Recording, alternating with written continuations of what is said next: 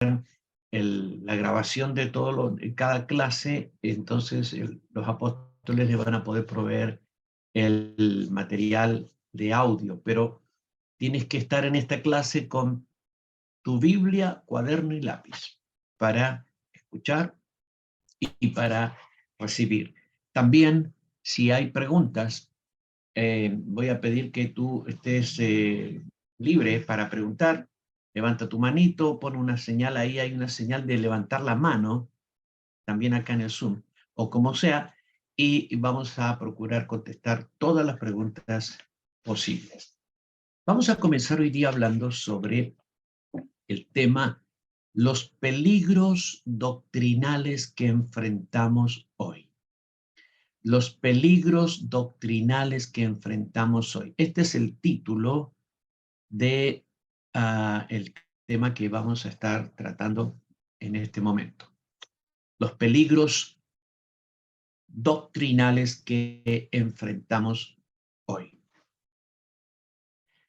Miren, durante el primer siglo, en el primer siglo de la iglesia cristiana, voy a ver cómo vamos a hacer.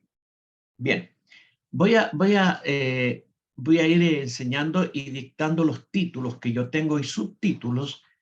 Generalmente redacto los temas con un orden que creo que le pueden servir a usted también. Entonces, el primer título, el punto A, es la iglesia del primer siglo y las advertencias apostólicas acerca de la doctrina.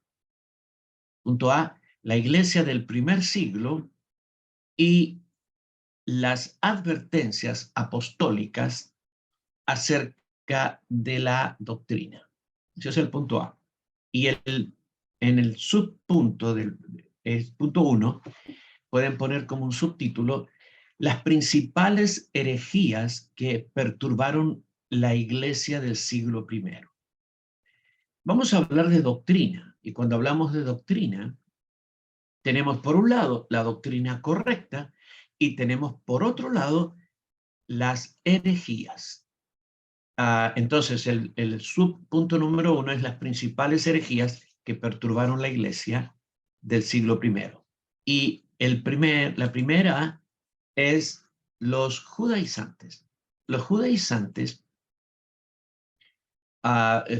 evidentemente, eran cristianos que se habían convertido del judaísmo, eran judíos que estaban en la fe del Señor. Todos procedían de Jerusalén, eran judíos. Y cuando el Señor llevó el evangelio a los gentiles, y los gentiles se convirtieron en distintas ciudades, muchos, miles de gentiles como nosotros, que no somos judíos, estos hermanos que venían de Jerusalén, fueron y visitaron las iglesias gentiles, las iglesias de hermanos no judíos, y les decían, está todo bien, ustedes han recibido a Cristo, se han bautizado, pero a ustedes les falta circuncidarse y guardar los mandamientos de la ley para ser salvos. Entonces, ellos traían esa enseñanza que era perturbadora, porque el apóstol Pablo había enseñado y estaba enseñando a los hermanos judíos, pero hermanos gentiles, la gracia pura, la gracia que vivimos nosotros. Nosotros no guardamos el sábado, no nos circuncidamos, no guardamos los mandamientos de la ley, no nos vestimos con el atuendo judío, etcétera, etcétera, etcétera. Ahora, los hermanos en Jerusalén sí lo hacían, ellos seguían practicando la ley judía porque eran judíos, circuncidaban a sus hijos porque era un mandato para el judío, ¿no es cierto? Y por muchos años la iglesia en Jerusalén, la iglesia de los hermanos judíos, tenía una mezcla de fe cristiana pura más prácticas judías. Así es que era una fe un poco híbrida. Pero el apóstol Pablo había predicado a los gentiles el evangelio puro, y cuando venían los hermanos de Jerusalén y veían a los hermanos gentiles practicar el evangelio como se los había enseñado el apóstol Pablo, sin todos los aditivos del judaísmo, ellos venían y decían, ustedes no están haciendo todo bien, tienen que circuncidarse, tienen que hacer esto. Esos fueron los llamados judaizantes, porque querían precisamente eso, judaizar a los gentiles para que los gentiles fueran como nuestros hermanos judíos. Este movimiento obligó a la iglesia a realizar el primer concilio de la iglesia, el primer concilio que se realizó en Jerusalén.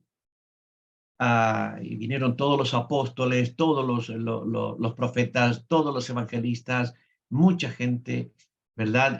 Los ancianos, y ahí todo el liderazgo de la iglesia por parte de la iglesia judía, y Pablo y Bernabé y algunos pocos hermanos más que eran gentiles estaban allí en ese concilio. Pablo para defender la fe pura, la gracia pura, y la iglesia reunida allí para dirimir y determinar qué iban a hacer. Finalmente, en el concilio se determinó que nosotros los gentiles no tenemos que guardar el sábado, no tenemos que circuncidarnos, no tenemos que evitar comidas que los judíos consideran impuras, no tenemos que practicar los mandamientos de la ley, solo tenemos que vivir la gracia del Señor y apartarnos de fornicación y de comer sangre, ¿verdad? Y mantenernos en la fe que nos ha enseñado la palabra del Señor y la doctrina apostólica. Esta fue la primera herejía que atacó la iglesia cristiana y trajo algunos problemas dentro de las filas del evangelio. La segunda herejía que atacó a la fe cristiana fue el gnosticismo. Se escribe gnosticismo, gnosticismo. Gnosticismo viene de gnosis, que significa conocimiento en griego, gnosis, que significa conocimiento. La G va delante de la N.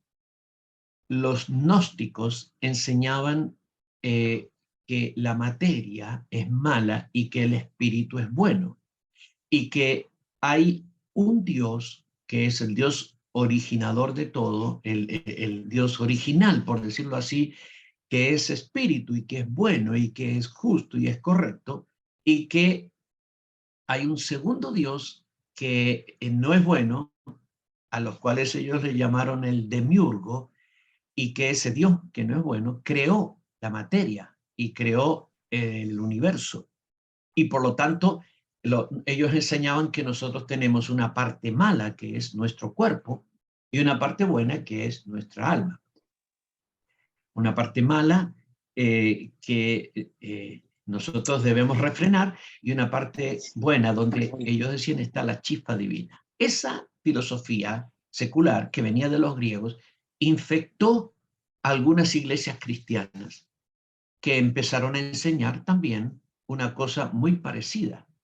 Ellos, por ejemplo, enseñaron que hay un Dios del Antiguo Testamento y un Dios del Nuevo Testamento, y que el Dios del Antiguo Testamento es malo y el Dios del Nuevo Testamento es bueno, que Jehová es un Dios malo y un Dios inferior, y que el Padre es otro Dios, un Dios superior, un Dios espiritual.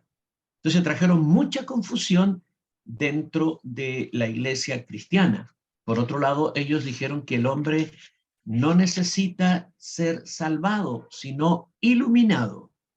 Es decir, que no se necesita una regeneración, no se necesita la expiación, el sacrificio de Cristo, sino que el hombre adquiera el conocimiento secreto, un conocimiento superior por el cual su mente sea iluminada y él pueda llegar a reconocer la chispa divina que hay dentro de él. Esta filosofía entró a la iglesia cristiana y la perturbó. La tercera herejía que entró dentro de la iglesia cristiana, todo esto en el primer siglo, en el siglo cuando estaban los apóstoles todavía acá, es la filosofía llamada el encratismo. Encratismo.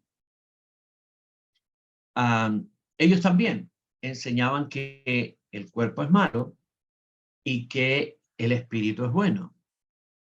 Y ellos practicaban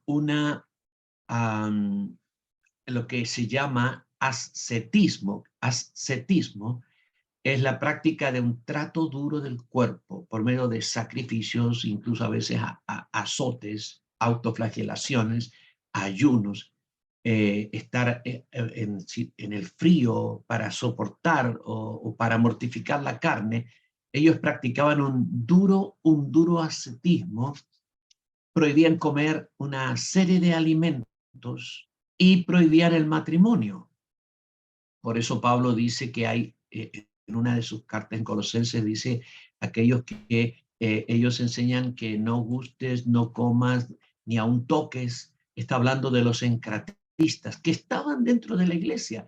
Todas estas enseñanzas entraron a la iglesia porque hombres con estas filosofías entraron a la iglesia, se hicieron parte de la iglesia, se hicieron predicadores, se hicieron maestros y no dejaron a un lado las filosofías que traían del mundo para aceptar el evangelio puro, pleno, sino que contaminaron la fe cristiana del primer siglo.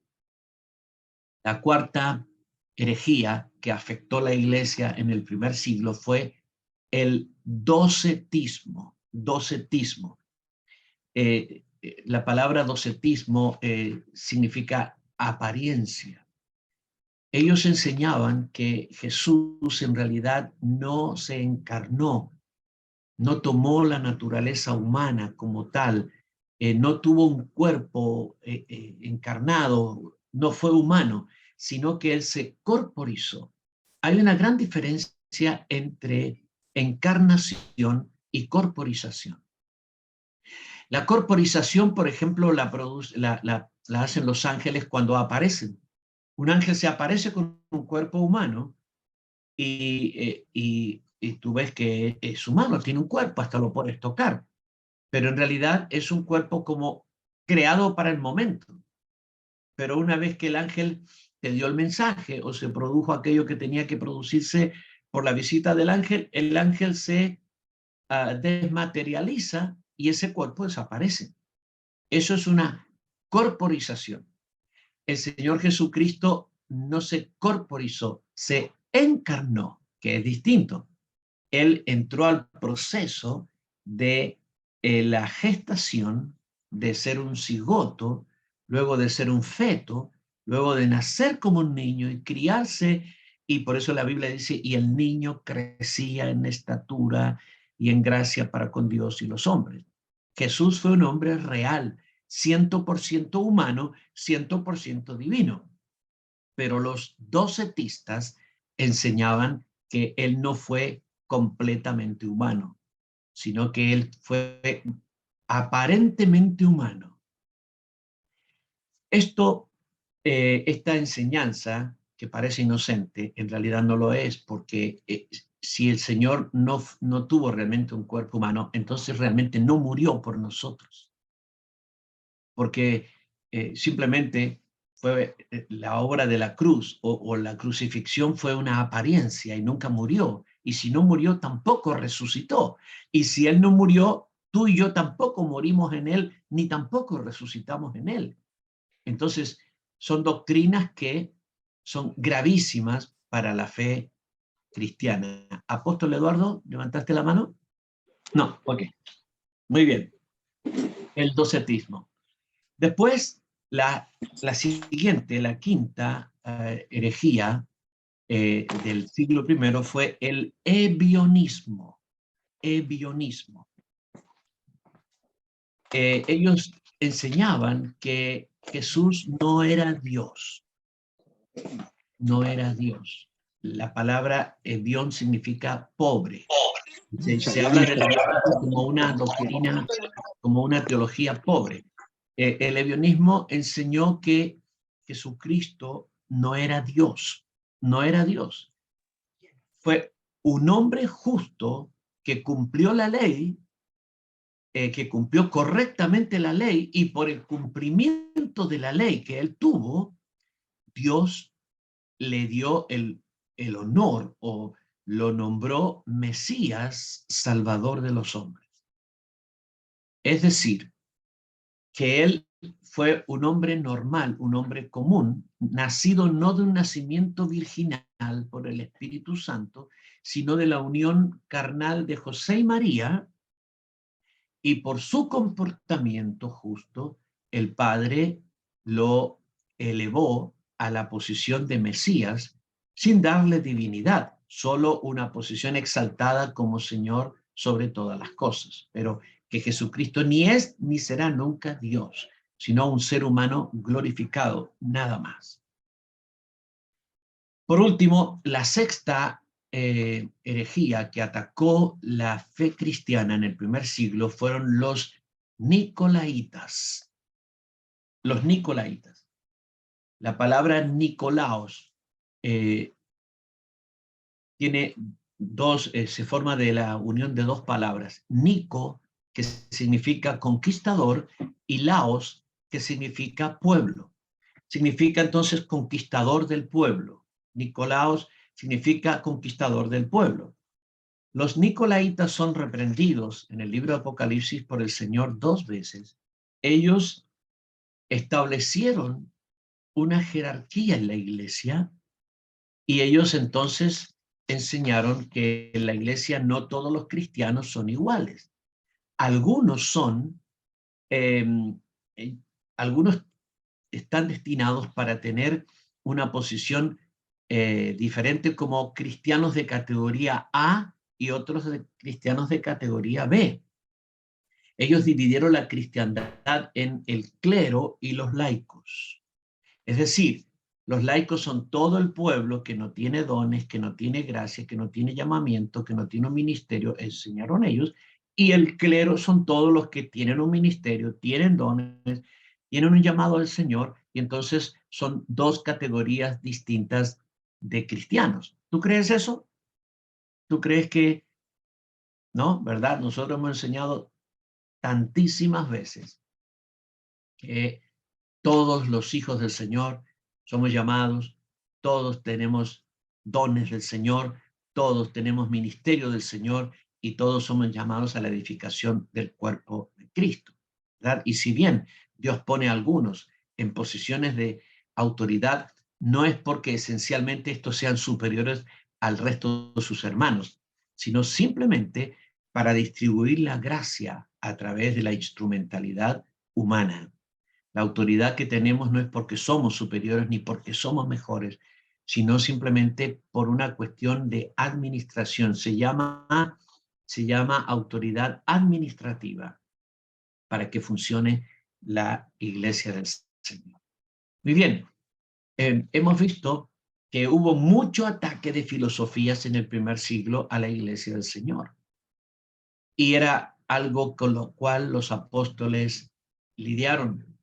Tuvieron que trabajar y luchar fuertemente en el primer siglo contra todas estas herejías que intentaban entrar en la doctrina cristiana. Por eso, el punto 2 es las exhortaciones apostólicas en defensa de la doctrina verdadera.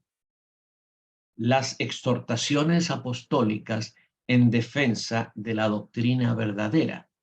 Muy bien. Vamos a leer varios pasajes donde los apóstoles exhortan a la iglesia a defender la doctrina. ¿Por qué piensas tú que los apóstoles exhortarían a la iglesia a defender la doctrina? Solo habría una razón, y es que la doctrina estuviera en peligro, ¿verdad? La doctrina siempre está en peligro cuando hay ataque, cuando hay otras creencias que entran a atacar o a contradecir la doctrina que hemos aprendido.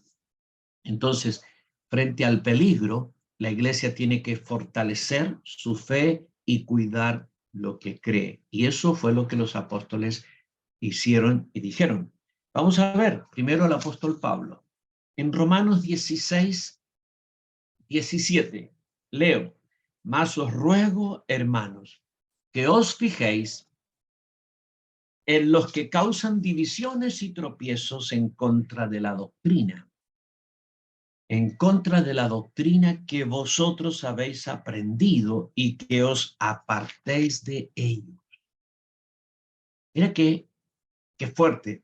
Dice, os ruego que os fijéis en los que causan divisiones y tropiezos contra la doctrina que vosotros habéis aprendido y que os apartéis de ellos. Algunos piensan que el apóstol Pablo era demasiado rudo, demasiado rígido, pero si hay alguien que defendió la doctrina fue el apóstol Pablo, y él sabía lo que puede contaminar a la iglesia del Señor. ¿Cómo puede contaminar a la iglesia del Señor una doctrina incorrecta? Efesios 4:14. Para que ya no seamos niños fluctuantes, llevados por doquiera de todo viento de doctrina, por estratagema de hombres que para engañar emplean con astucia las artimañas del error.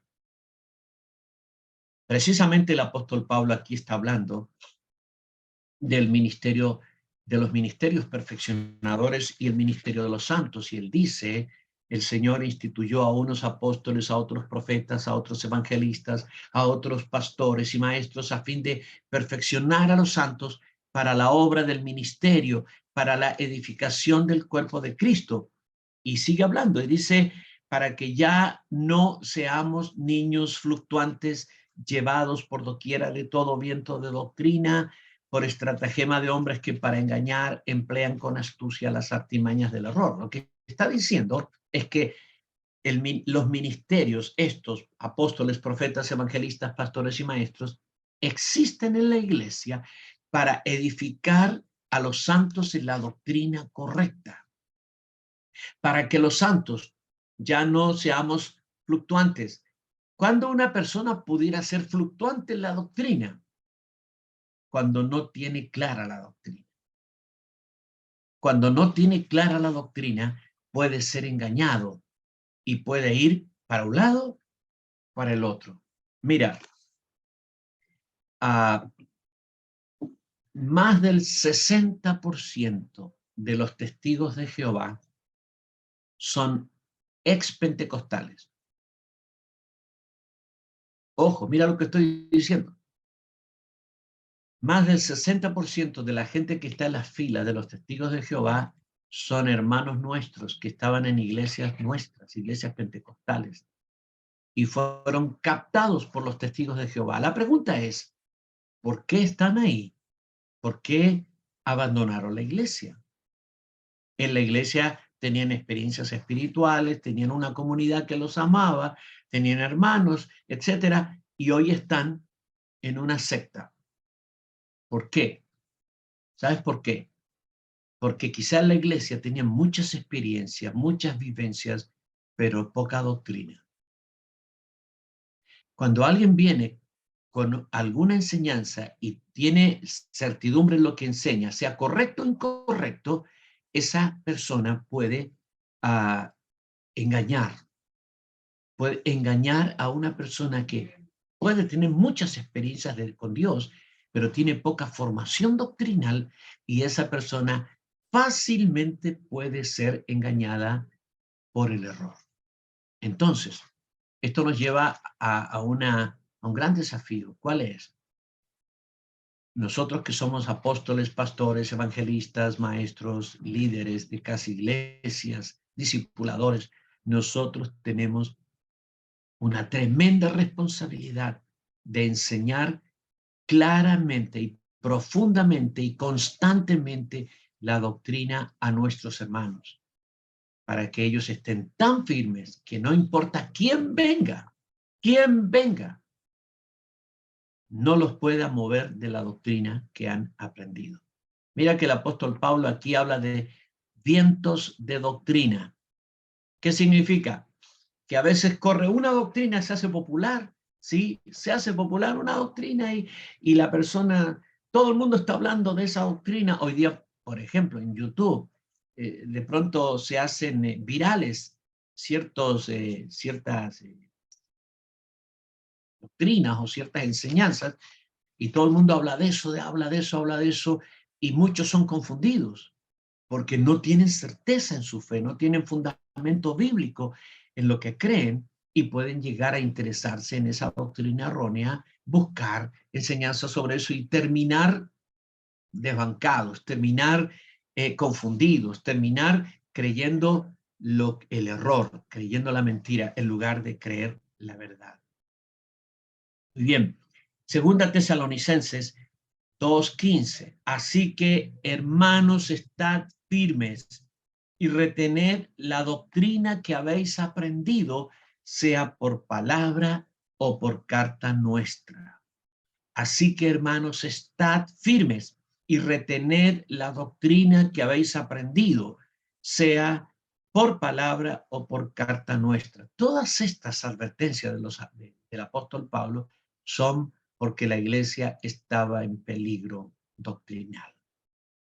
Primera de Timoteo 4:16. Aquí Pablo le escribe a uno de sus hijos espirituales, a Timoteo, que era pastor, y le dice: ten cuidado de ti mismo y de la doctrina, persiste en ello, pues haciendo esto te salvarás a ti mismo y a los que te oyeren. Tomo para mí esta exhortación del apóstol Pablo, tómala para ti, ¿sí? Y dice: ten cuidado de ti mismo y de la doctrina, persiste en ello, pues haciendo esto te salvarás a ti mismo y a los que te oyeren. Finalmente, Hebreos 13:9. Hebreos 13:9. No os dejéis llevar de doctrinas diversas y extrañas. No os dejéis llevar de doctrinas diversas y extrañas, porque buena cosa es afirmar el corazón con la gracia, no con viandas que nunca aprovecharon a los que se han ocupado de ellas. El apóstol Pablo aquí está hablando a los hermanos hebreos acerca de errores de los judaizantes y aún de los judíos que menospreciaban la fe cristiana porque, bueno, ellos hablaban del altar de Jerusalén y todo eso, y los animales que se sacrificaban y las ofrendas que se comían. El apóstol sale al cruce de esto y dice: hermanos, no se dejen confundir, no se dejen llevar de doctrinas extrañas, diversas, que no son de la fe, que no son de la fe pura. El apóstol Pedro también hace exhortación acerca de la doctrina, y él habla en segunda de Pedro 2, 1 y 2. Pero hubo también falsos profetas entre el pueblo, como habrá entre vosotros falsos maestros. Mira lo que dice. Hubo también falsos profetas entre el pueblo, está hablando del pueblo de Israel, como habrá, y esto es profético, entre vosotros falsos maestros que introducirán encubiertamente herejías destructoras y aún negarán al Señor que los rescató, atrayendo sobre sí mismos destrucción repentina. Y muchos seguirán sus disoluciones, por causa de los cuales el camino de la verdad será blasfemado. Pedro hace una grave advertencia a la iglesia, diciendo: hermanos, cuídense porque vienen tiempos muy peligrosos, muy peligrosos. Se van a levantar toda clase de maestros para traer herejías destructoras, ¿sí? Herejías destructoras. ¿Qué destruyen las herejías? Destruyen la fe pura, destruyen la confianza pura en el Señor. El apóstol Juan también hace advertencia sobre el asunto doctrinal, y en segunda de Juan, capítulo 1, versículos 9 al 11, dice: cualquiera que se extravía y no persevera en la doctrina de Cristo no tiene a Dios. El que persevera en la doctrina de Cristo, ese sí tiene al Padre y al Hijo. Si alguno viene a vosotros y no trae esta doctrina, no lo recibáis en casa ni le digáis bienvenido, porque el que le dice bienvenido participa en sus malas obras. Qué grave, ¿no? Qué terrible. El apóstol aquí está haciendo una advertencia, igual que Pablo, como empezamos a leer cuando leímos en Romanos. Aquí el apóstol dice, el que tiene la doctrina, el que se extravía y no persevera la doctrina de Cristo no tiene a Dios. El asunto doctrinal es más importante de lo que pensamos. Voy a decir algo. Nosotros, las personas que creemos en la obra completa del Espíritu Santo, con señales, milagros, con manifestaciones del Espíritu, con danza, con lengua, nosotros, hablo de nuestras iglesias en general, no somos muy adeptos a estudiar. Y hay una confianza, una falsa confianza, pensando que como tenemos experiencias con Dios, nada nos va a mover. Pero dije que millones de cristianos de nuestras iglesias evangélicas están hoy en las filas de los testigos de Jehová. Los testigos de Jehová vinieron con su doctrina, con su enseñanza, los captaron y se los llevaron. ¿Cómo pudieron hacerlo? Por la falta de enseñanza que tenían nuestros hermanos, que danzaban en la iglesia, que tenían experiencias espirituales, que hablaban en lenguas, etcétera, etcétera. Y hoy ellos niegan su propia experiencia carismática. Entonces, la experiencia no será un baluarte, la experiencia espiritual no será por sí sola suficiente para defenderte cuando venga el ataque doctrinal. Hace falta formación bíblica, formación doctrinal. Todos necesitamos formación bíblica, formación doctrinal. Muy bien. Judas, el apóstol Judas, en Judas 1:3, Judas tiene un solo capítulo. Dice, amados, por la gran solicitud que tenía de escribiros acerca de nuestra común salvación, me ha sido necesario escribiros, exhortándoos que contendáis ardientemente por la fe que ha sido una vez dada a los santos. Que contendáis, que luchéis, que hagáis guerra para defender la fe que ha sido dada una vez a los santos. Está hablando de la doctrina, la guerra espiritual por la doctrina.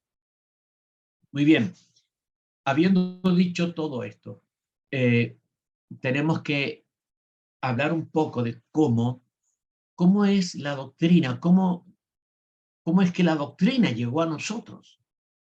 Nosotros estamos a una distancia de 2000 años de la iglesia primitiva, casi 2000 años. ¿Cómo llegó a nosotros la doctrina que tenemos hoy?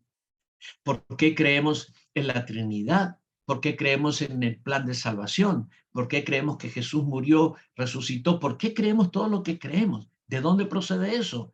Nosotros decimos de la Biblia. Perfecto. Pero tú lees la Biblia, ¿no es cierto? Y lees el Nuevo Testamento y mucha gente dice, no entiendo mucho. ¿Sí? Por eso tenemos que leerla más. Ahora, la elaboración de la doctrina tiene toda una historia. En estos 2000 años, desde los apóstoles hasta ahora, hay historia. Hay historia.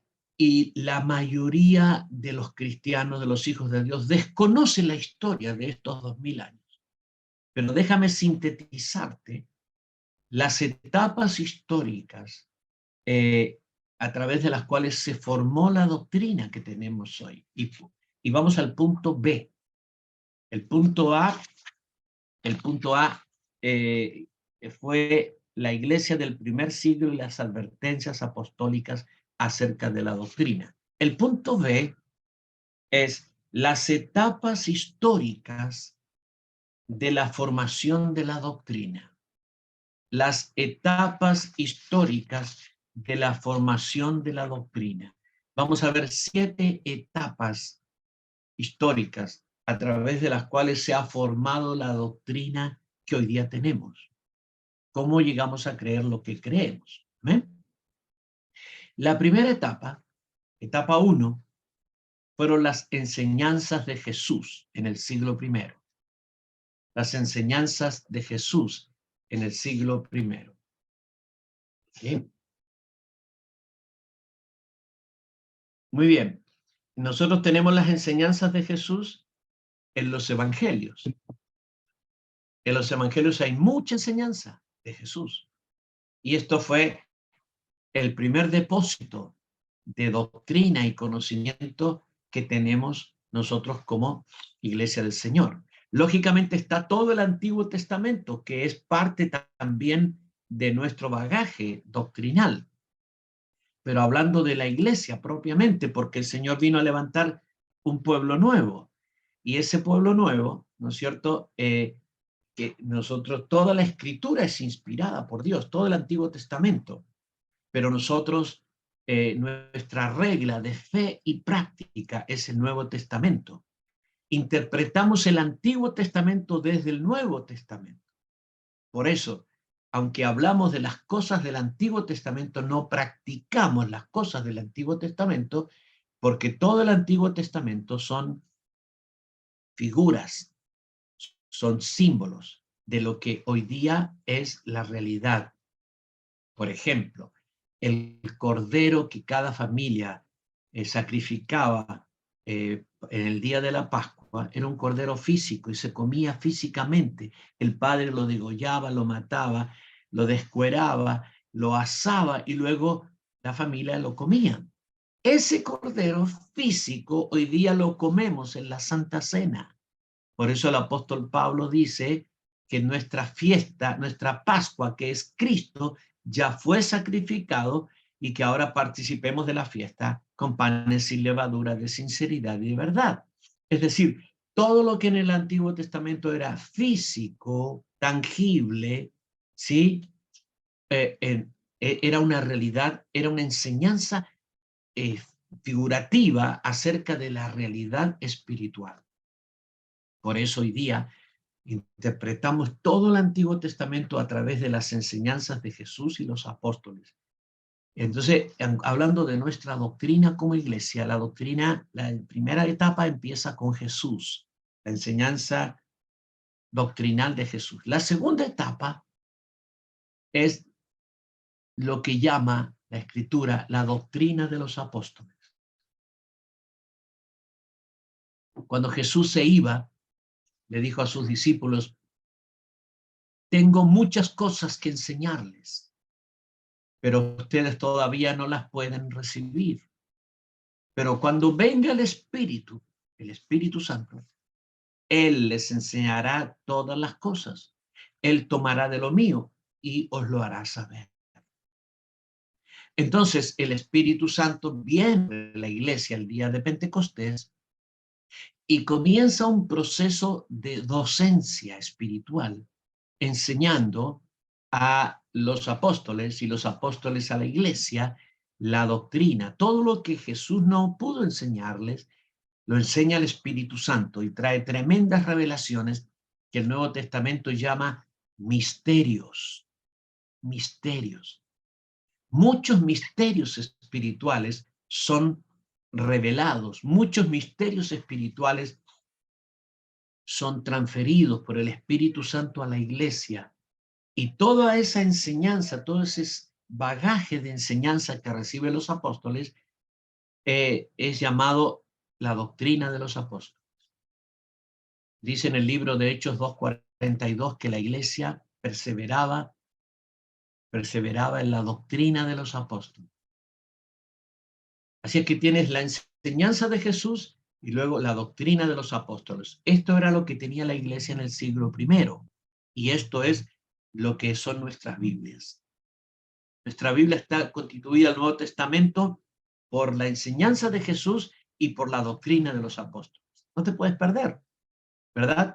Está la enseñanza de Jesús y está la doctrina de los apóstoles. Y está todo el Antiguo Testamento, que es palabra de Dios, inspirada por Dios, porque toda la Biblia es inspirada por Dios, pero es para nuestra edificación. Pablo dijo, las cosas que se escribieron antes son para nuestra edificación, a nosotros que nos ha alcanzado la gracia del Señor. ¿Por qué insistimos en que hay que leer toda la Biblia y hemos puesto como una práctica de nuestra corporación leer una vez al año toda la Biblia? Porque tenemos que conocer más la palabra de Dios, porque tenemos que conocerla tan profundamente, estar tan familiarizados con la palabra que nada nos pueda perturbar, ¿sí? Que nada nos pueda perturbar. Muy bien, la tercera fase o la tercera etapa del desarrollo doctrinal, ¿sí?, o de la formación de la doctrina cristiana, tercera etapa, son las determinaciones de los concilios de la Iglesia. Las determinaciones de los concilios de la Iglesia.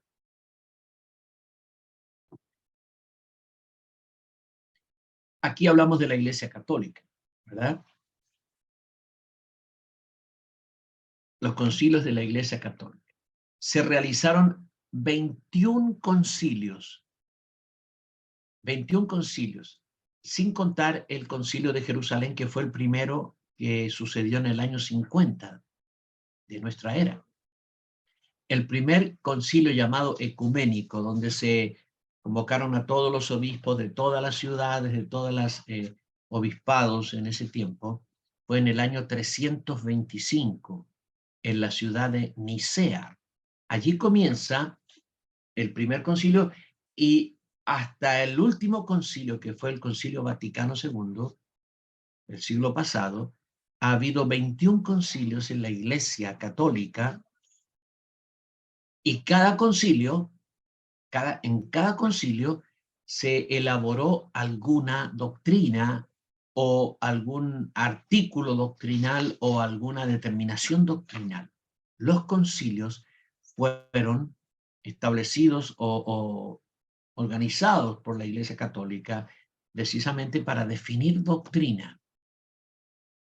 En muchos casos, por lo menos todos los primeros concilios definieron correctamente la doctrina, definieron correctamente las enseñanzas, pero luego hubo concilios, por ejemplo, que tomaron como determinación del concilio la ascensión de María, que María fue, no solamente fue virgen toda su vida, sino que fue inmaculada. Por eso la Iglesia Católica habla de la Inmaculada Concepción de María. Es decir, que en la concepción de María, cuando, ¿no es cierto?, fue gestada María, no hubo pecado, no hubo, ¿no es cierto?, la naturaleza humana caída, y que María nació inmaculada para tener a su hijo inmaculado. Esta es una enseñanza que se determinó en uno de los concilios. Y también en la ascensión de María, que María no murió, sino que ascendió al cielo sin morir. Y así hubo errores garrafales que determinaron los concilios, pero también hubo doctrinas que fueron correctamente señaladas, correctamente definidas en los concilios. Entonces, en los primeros concilios de los primeros siglos se definió gran parte de lo que creemos el día de hoy nosotros en muchas cosas. No podemos decir, amados, que todo lo que la Iglesia Católica determinó fue malo. ¿Entiendes? Porque doctrinalmente, gran parte de lo que nosotros creemos se definió en concilios ecuménicos, en concilios que eran patrocinados por la Iglesia de Roma. Entonces, al principio la Iglesia de Roma empezó a corromperse de cierta forma, pero luego ya es como que desde el siglo 600, 700 para adelante la corrupción se aceleró sin límite, pero en los primeros 400, 500 años de la Iglesia había mucho más pureza doctrinal y se determinaron grandes doctrinas de manera correcta. Entonces, la etapa 3 de definiciones o de formación de la doctrina cristiana son todas las determinaciones de los concilios desde el 325 hasta el siglo pasado. La cuarta etapa fueron las doctrinas de la Reforma. Martín Lutero, Juan Calvino, Felipe Melanchthon, Ulrico Zwinglio y muchos otros reformadores se rebelaron contra la Iglesia Católica, contra la corrupción doctrinal y práctica de la Iglesia Católica, y ellos rescataron las doctrinas bíblicas, especialmente la doctrina de la salvación por la fe sin obras de la ley.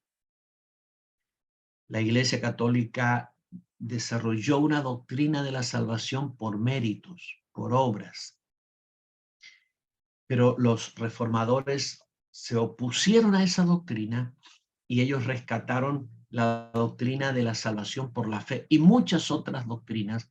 Es como que el Señor utilizó a los reformadores para purificar en muchos aspectos la doctrina.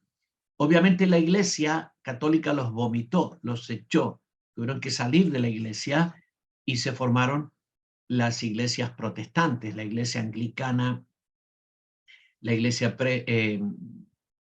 la Iglesia Anglicana, la Iglesia Luterana, la Iglesia Reformada, luego todas las denominaciones que fueron surgiendo a través del tiempo, comenzaron todas, el punto de inicio es la Reforma. La Reforma tiene como unas fechas, que es la fecha que se da el día que Martín Lutero clavó en la puerta de la Catedral de Wittenberg, el 31 de octubre de 1517, él clavó lo que se llamó las 95 tesis, que era su definición de rebelión contra la doctrina católica y el establecimiento de las doctrinas correctas que Martín Lutero creía, obviamente. Luego se levantaron otros reformadores y se creó un movimiento de rescate de la doctrina correcta. Esa fue la Reforma. Y luego de la Reforma, obviamente, surgió estos grupos protestantes. Se les llamó los protestantes porque protestaban contra la Iglesia Católica. Luego salieron, ¿no es cierto?, y se formaron las grandes iglesias europeas. Y luego hay toda una evolución que en algún momento nosotros vamos a estudiar acerca de cómo llegamos a la iglesia que llegamos, de dónde venimos. Tú puedes rastrear ¿cómo diríamos en este caso? ¿De dónde vienes? ¿De dónde provienes? Para atrás, hasta llegar a la Reforma. Ok. El quinto movimiento o la quinta etapa fueron los movimientos de espiritualidad. Los movimientos de espiritualidad. Aunque los reformadores trabajaron para reformar y rescatar la doctrina de la salvación, de la justificación, la doctrina del sacerdocio, los creyentes y muchas otras, fueron como 150 años después que se levantaron grupos de búsqueda de la espiritualidad más intensa, y estos grupos trajeron a la vida de la iglesia, trajeron a la iglesia del Señor una frescura de la relación con el Señor. La vida cristiana es mucho más que doctrina. Obviamente la doctrina es como el fundamento, pero la vida cristiana es experimental. La vivimos, la experimentamos, la disfrutamos. Estos movimientos de espiritualidad fueron, por ejemplo, la iglesia, el movimiento metodista, los hermanos, los grupos llamados pietistas en el siglo XVII. Ellos trajeron enseñanza que aportó a la vida de la iglesia gran profundidad en la comunión con el Señor. La siguiente etapa, la etapa 6, es el movimiento pentecostal. El movimiento pentecostal surge en el mundo a inicios del siglo XX. más específicamente en el año 1906 en los Estados Unidos y en el año 1909 en Valparaíso, Chile. Esos son los inicios del movimiento pentecostal en el mundo. El movimiento pentecostal surge rescatando cosas que los reformadores no rescataron.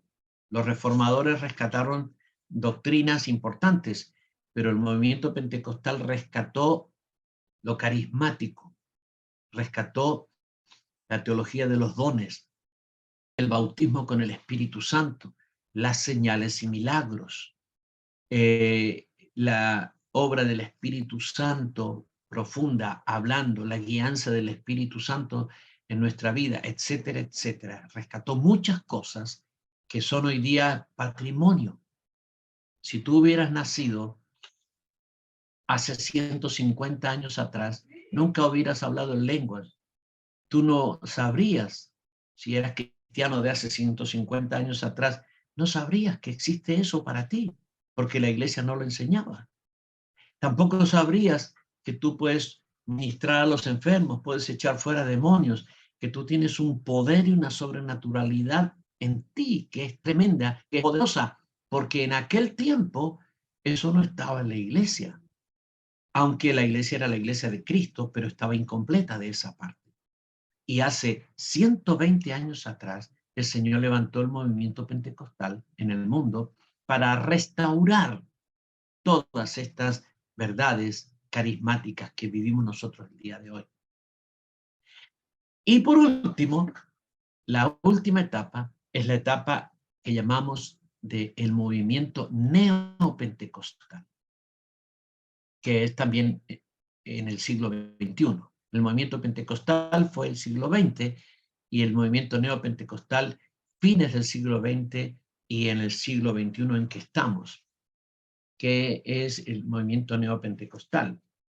El movimiento neopentecostal cree lo mismo que los pentecostales en cuanto a manifestaciones del Señor, en cuanto al bautismo con el Espíritu Santo, solo que se amplía mucho más a creer que todos los hijos de Dios tenemos el poder y la gracia.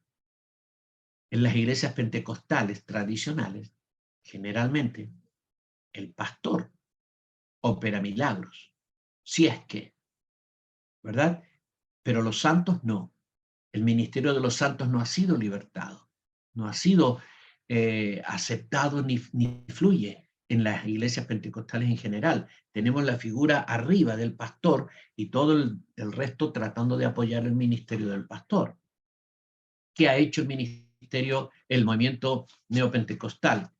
Ha mirado todas estas cosas y ha levantado ministerios que estaban todavía abajo. Por ejemplo, nació la iglesia pentecostal y los ministerios que aceptó la iglesia pentecostal fueron pastor, evangelista y maestro. El movimiento pentecostal nació en el año 1906. Los apóstoles han sido reconocidos recién hace 30 años atrás por este nuevo movimiento que se llama neopentecostal. Los apóstoles y profetas, no más de 40 años, que están ejerciendo sus ministerios. Y no en las iglesias pentecostales, sino neopentecostales, y aparte una serie de otras cosas que la luz que el Señor va entregando, va entregando, va entregando, va entregando, está fluyendo muchísimo a través del movimiento neopentecostal. Muy bien, así es como llegó la doctrina a nosotros. Lo que tú crees hoy día pasó por una serie de etapas y llegó a nosotros el día de hoy, ¿verdad? Ahora, el punto C, veamos el punto C, la necesidad de revisar el legado doctrinal que recibimos. La necesidad de revisar, es el punto C, la necesidad de revisar el legado doctrinal que recibimos. Miren, la iglesia del primer siglo era una iglesia completa, tenía todo, todo. Había apóstoles, profetas, evangelistas, pastores y maestros, y un ministerio de los santos extendido. Cada santo fluía la gracia del Señor.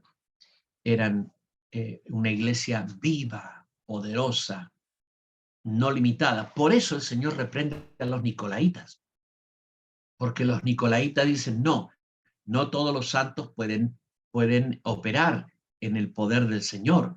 Tienen que tener un rango ministerial, tienen que haber sido ungidos, ordenados por alguna autoridad para poder operar sus dones.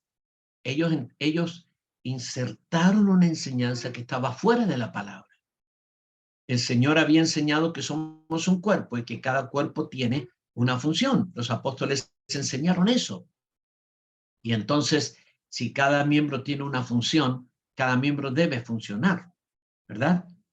Pero los nicolaitas enseñaron algo completamente opuesto a otro, y al final la doctrina nicolaita triunfó en la iglesia. Y la iglesia ha sufrido un mal que se llama clericalismo, donde hay un grupo de gente, digamos, que es reconocida con dones, con ministerio, con liderazgo, y el resto está sentado sin hacer nada. Bueno, ahora, la iglesia era pura al principio, llena del poder, llena de la gracia, llena de unción, con mucha revelación.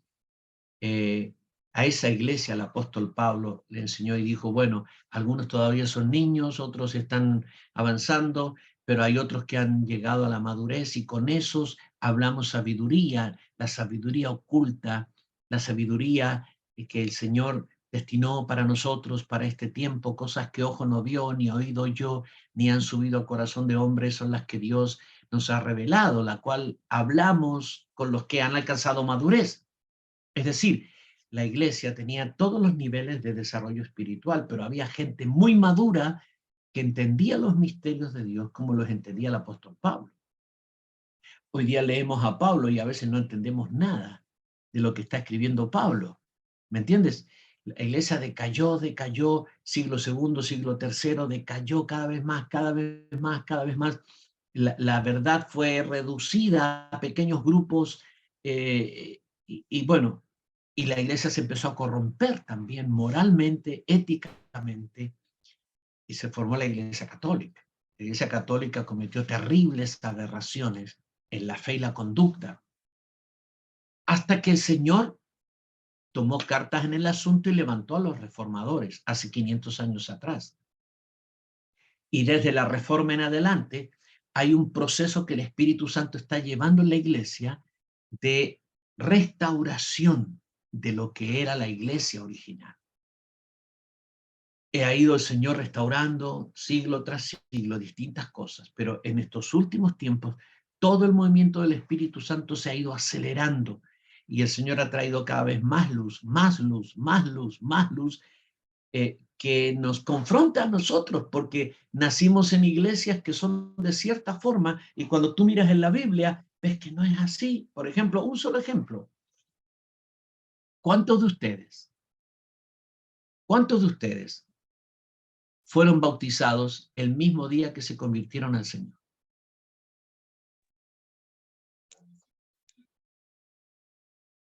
No veo ninguna mano levantada.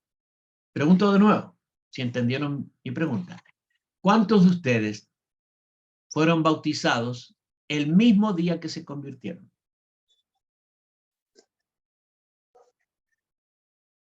Ninguno. ¿Y por qué? Ahí tenemos una mano. Paola. Uno, y tenemos 88 personas conectadas. Y uno ha sido bautizado el día de su conversión. ¿Por qué? Nacimos en iglesias que bautizan y que bautizaban después de algunos días, o después de una instrucción, o después de un curso, ¿verdad?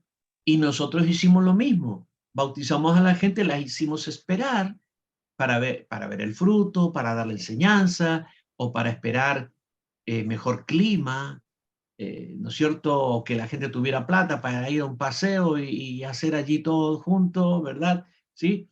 Bueno, tú lees el libro de los Hechos y ves que la gente era bautizada en el mismo día de su conversión. Entonces tú ves a la gente el día de hoy que se le hace esperar para ser bautizado y ves en la iglesia primitiva a la gente bautizarse en el mismo día de su conversión. Y tú dices, ¿dónde está la verdad?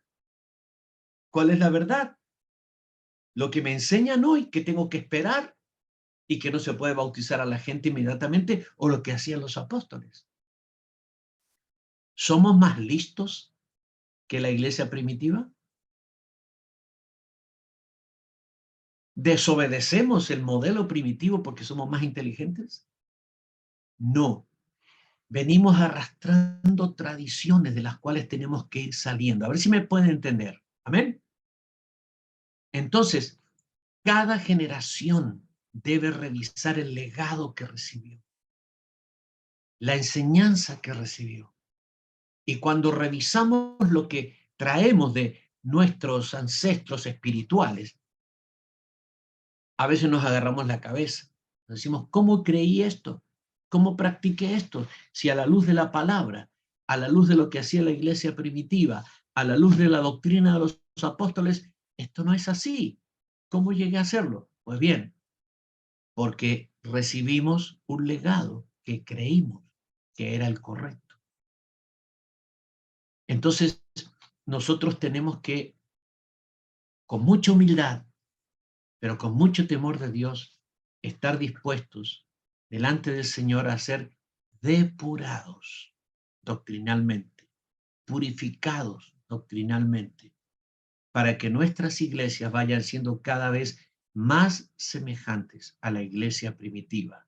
¿Cuál es el modelo? La iglesia primitiva. Ese es el modelo.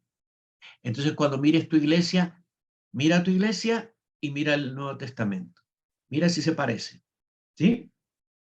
Y si se parece, te vas acercando hasta que lleguemos. Amén. Muy bien.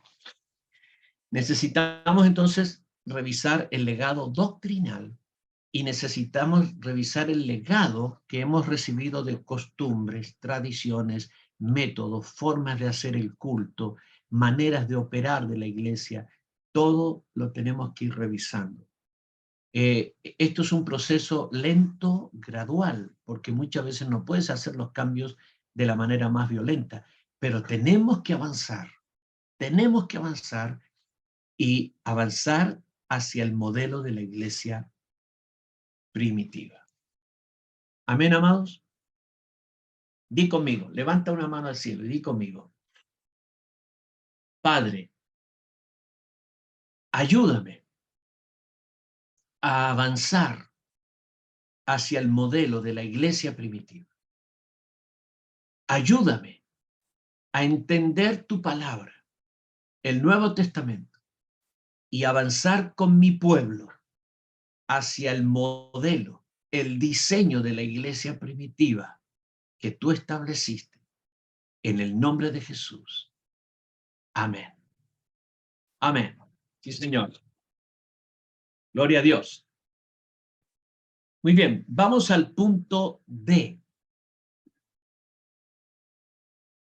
Y vamos a hablar de los mayores, el título es punto D, los mayores ataques doctrinales que estamos recibiendo hoy.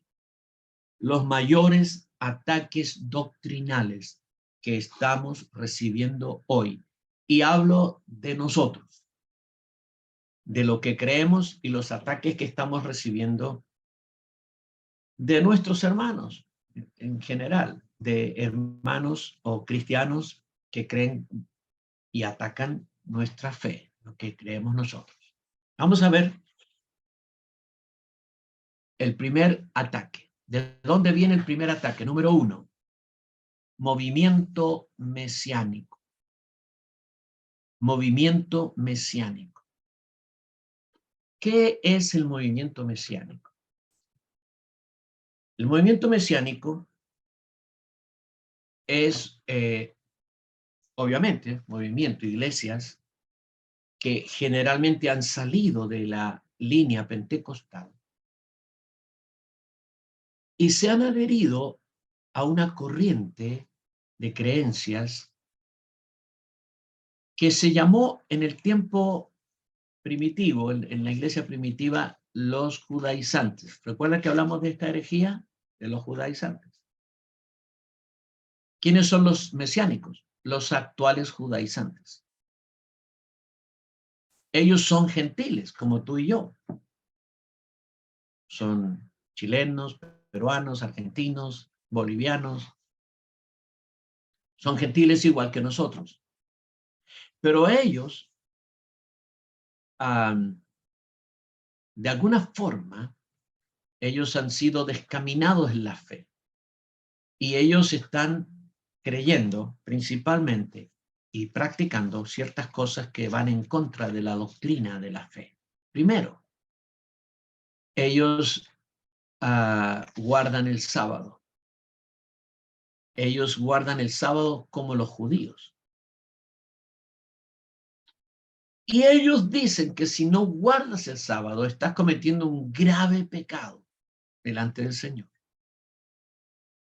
Ellos guardan el sábado y las fiestas judías.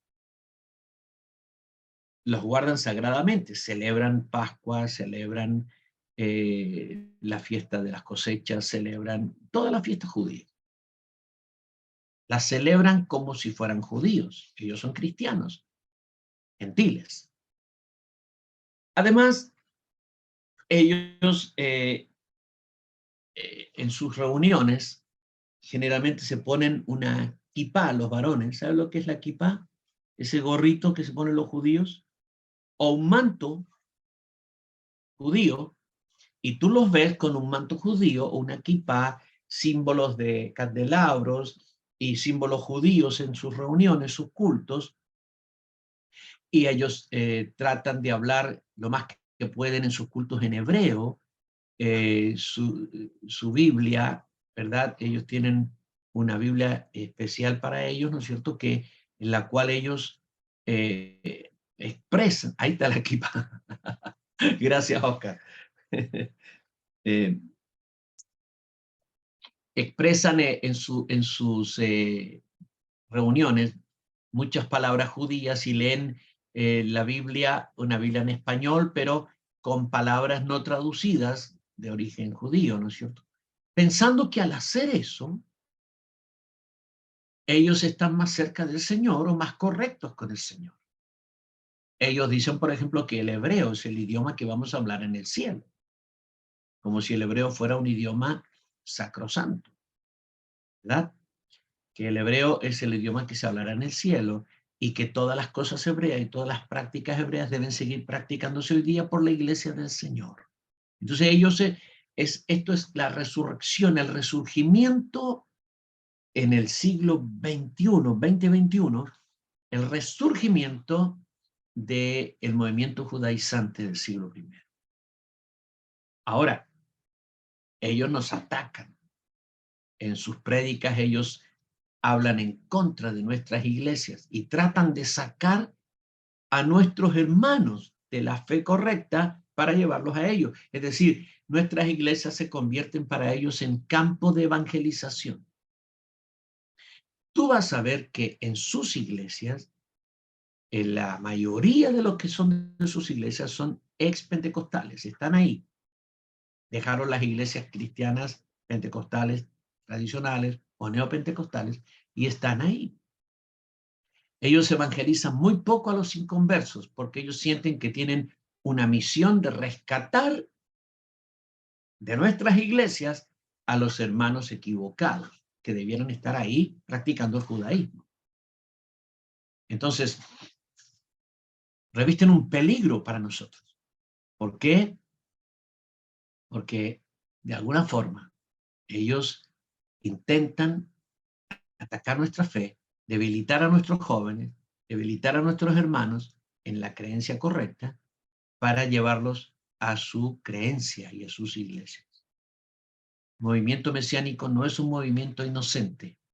Nosotros somos su objetivo. Tu iglesia es su objetivo. Tu gente es su objetivo.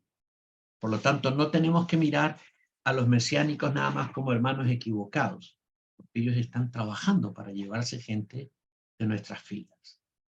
Esos son los mesiánicos.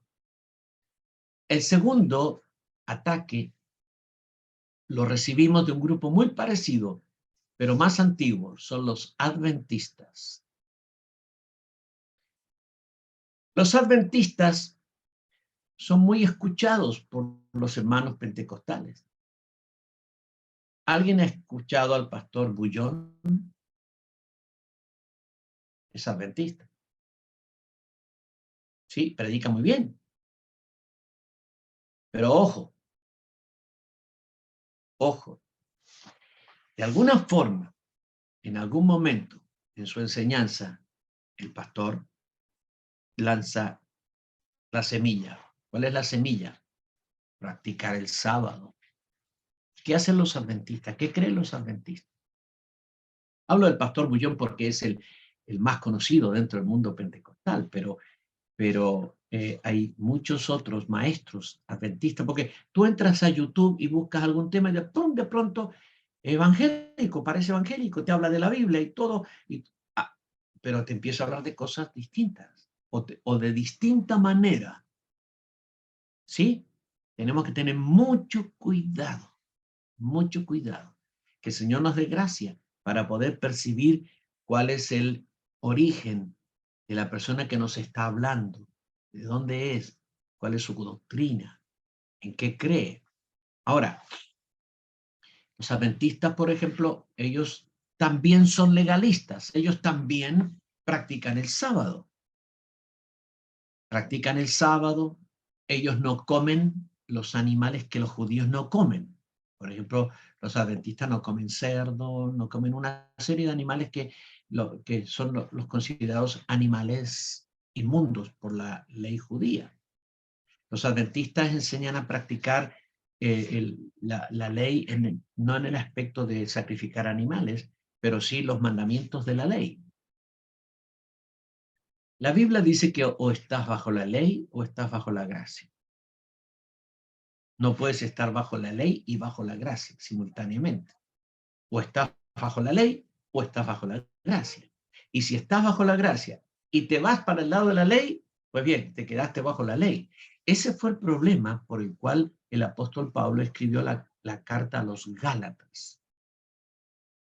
La carta a los Gálatas es una seria reprensión a los hermanos gentiles, porque ellos se fueron para el lado de la ley, atraídos, seducidos por judíos, por cristianos judíos, por judaizantes.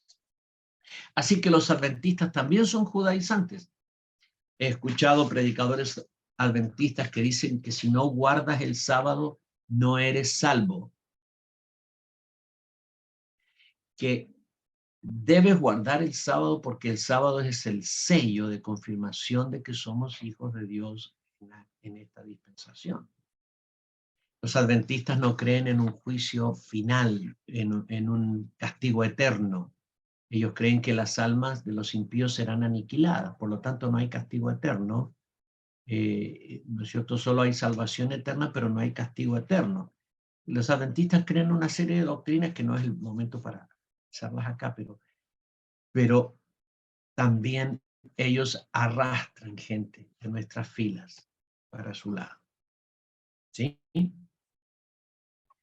Hablemos del tercer ataque. El tercer ataque viene de nuestros hermanos llamados reformados. Reformados. ¿Quiénes son los reformados?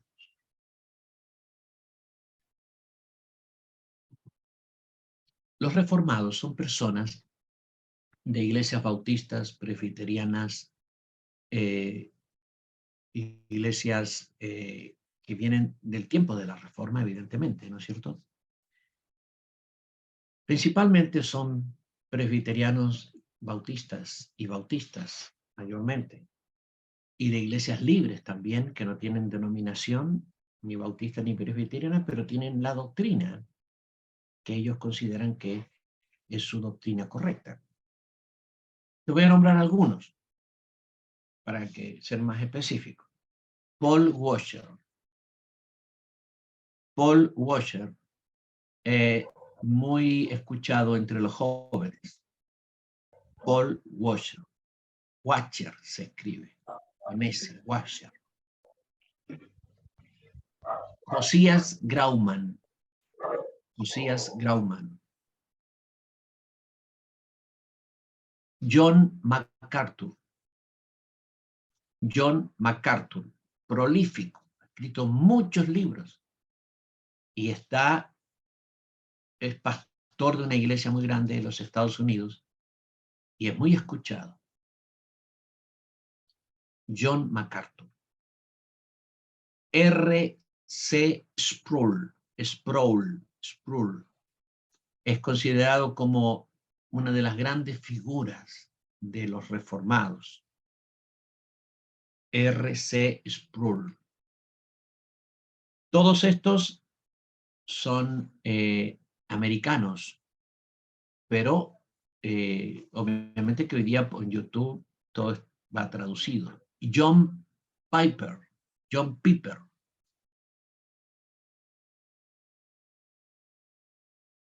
Stephen Lawson con W. Entre los hispanos más conocidos, que son de los reformados, está Miguel Núñez, dominicano. Miguel Núñez. Sugel Michelin. Hay una lista larga, son muchísimos, pero estos son los que más aparecen. Entonces, cuando tú escuchas a alguno de ellos, a lo mejor te van a hablar de la esperanza y todo lo que hablaron fue correcto. Y otro día escuchas un mensaje acerca de X tema y es correcto y te hace bien y te bendice. Pero ojo cuando hablan de ciertos temas que vamos a ver ahora, que han apartado a miles y miles de hermanos de la fe verdadera. Cuidado, son extremadamente peligrosos. ¿Por qué son tan peligrosos? Porque la gente que busca conocimiento, y nuestros jóvenes hoy día son inquisitivos. El joven no se queda con las respuestas que tú le das. Antiguamente el pastor le decía al joven, usted tiene que creer porque su pastor se lo dice. Y el joven decía, amén, pastor. ¿Tú crees que los jóvenes dicen hoy día igual? Amén, pastor. ¿Qué hacen los jóvenes? Para no discutir con el pastor, dicen, amén, pastor. Pero después se van a San Google o San YouTube, ¿sí? Y se meten a buscar a ver si lo que el pastor le está diciendo es correcto. Hoy día tenemos una generación de gente joven que no se queda con respuestas simples, que necesita fundamentación. Y si no se la das tú, la va a buscar por otro lado. De pronto están buscando y encuentran a estos predicadores que son muy profundos en la doctrina. Ellos son personas que estudian muchísimo en seminarios, teología, libros y todo eso. Son maravillosos en ciertas temáticas y tú aprendes y tremendas cosas que ellos te pueden enseñar. Pero ojo, que hay doctrinas que van a descaminar a los jóvenes y a los buscadores de la fe verdadera. Por ejemplo, vamos a ver las principales doctrinas erróneas que tienen estos reformados. Y ¿saben lo peor de todo? Lo peor de todo es que en sus prédicas ellos nos atacan constantemente. Nos atacan constantemente. Y tú ves sus congregaciones cuando ellos dicen cosas, a veces como riéndose de nosotros que creemos en las lenguas, que creemos en danzar, que creemos en que el Señor nos habla hoy, etcétera, etcétera, ellos absolutamente desechan, desestiman todas estas cosas. Entonces, vamos a ver así sintéticamente, porque esto lo vamos a estudiar más profundamente después. Yo estoy haciendo hoy día una reseña para todo lo que vamos a hablar en las próximas reuniones que tengamos. Primero, ellos creen en una doctrina que se llama cesacionismo. Cesacionismo. Esta doctrina viene de la palabra cesar. Cesar. ¿Y dónde se origina? En el libro de Primera de Corintios, capítulo 13, donde dice,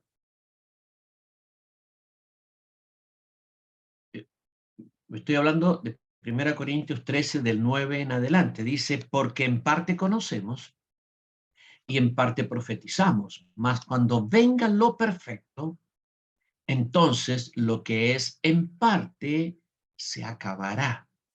Cuando yo era niño, hablaba como niño, pensaba como niño, juzgaba como niño, mas cuando ya fui hombre dejé lo que era de niño. Ahora vemos por espejo oscuramente, más entonces veremos cara a cara. Ahora conozco en parte, pero entonces conoceré como fui conocido. Y ahora permanecen la fe, la esperanza y el amor, pero el mayor de ellos es el amor. El pasaje comienza un versículo antes, dice, el amor, versículo 8, nunca deja de ser, pero las profecías acabarán y cesarán las lenguas y la ciencia acabará. Y luego sigue, porque en parte conocemos y en parte profetizamos. Primera de Corintios 13, del 8 al 12. Entonces, como acá dice que hay cosas que se van a acabar, que van a cesar cuando venga lo perfecto, ellos dicen que lo perfecto ya vino. ¿Qué es lo perfecto? Que todos los libros de la Biblia fueron escritos y que la iglesia fue establecida en la tierra. Y como todos los libros de la Biblia, inspirados por Dios, ya fueron escritos y la iglesia fue establecida en el siglo I, ya cesaron entonces las lenguas, cesaron las profecías, cesaron los milagros, cesaron la sobrenaturalidad. El Espíritu Santo ya cesó de hablar personalmente, individualmente a cada uno. Todas estas cosas cesaron. Todo lo que llamamos sobrenaturalidad manifestada cesó. Ya no se necesita más.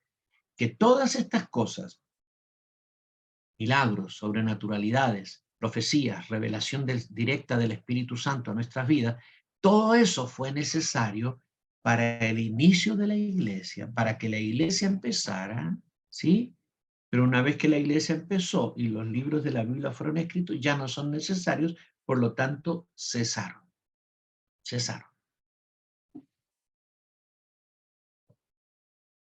¿Tú encuentras en este pasaje que la Biblia dice eso?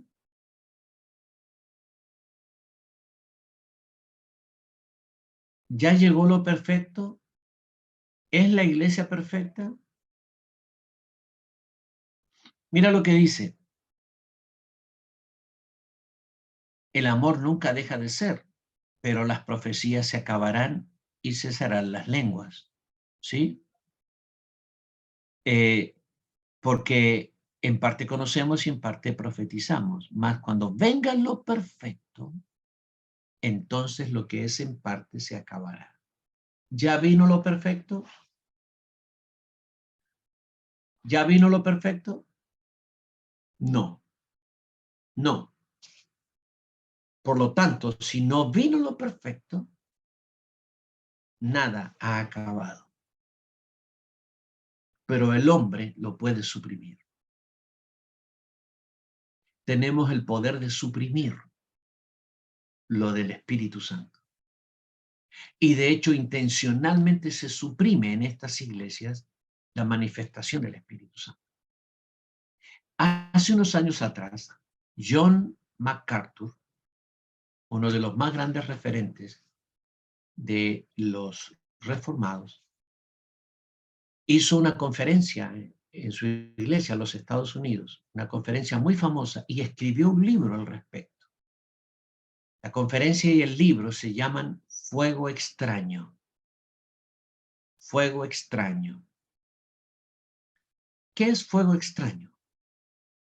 ¿Recuerdas que cuando estaban en el desierto, los hijos de Aarón, que eran sacerdotes con su padre, le ofrecieron a Dios fuego extraño? ¿Sí? Y dice la Biblia que le ofrecieron fuego extraño y salió fuego de Dios y los calcinó a ellos. Dios estaba muy molesto por lo que le ofrecieron. Es decir, le ofrecieron un aceite y un fuego que Dios no autorizó, que Dios no diseñó, que Dios nunca les mandó. Tú ves cuando lees el libro de Éxodo que todo está meticulosamente descrito, cómo será el incienso, cómo será el aceite que tienen que ofrecer a Dios, cómo serán los sacrificios, todo meticulosamente diseñado y descrito.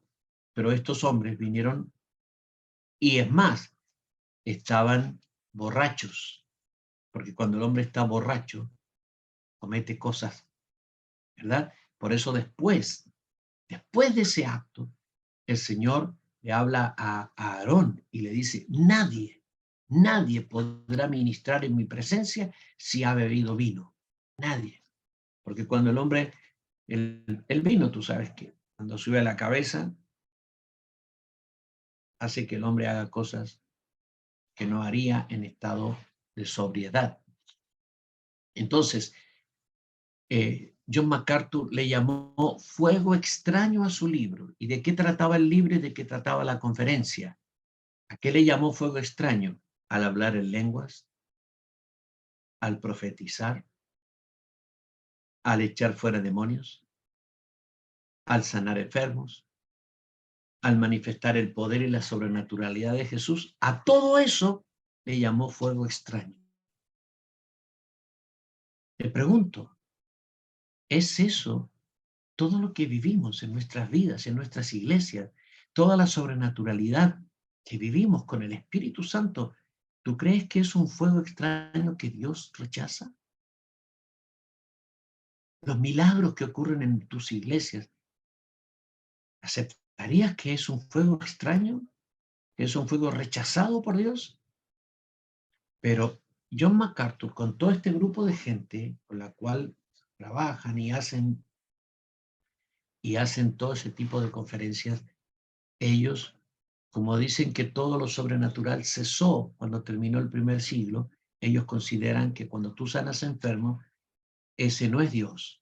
Pueden ser demonios, puede ser fuerza mental, puede ser alguna otra clase, pero eso no es divino, no es el Espíritu Santo haciendo milagros, no es el Espíritu Santo sanando enfermos, no es el Espíritu Santo hablando en ti a través de las lenguas, no es el Espíritu Santo profetizando a través de tu boca. Eso es fuego extraño, como dice el libro que está mostrando allí Oscar. Es un fuego extraño, es algo que Dios rechaza y aborrece y condena. Entonces, ¿entienden por qué son peligrosos estos hermanos?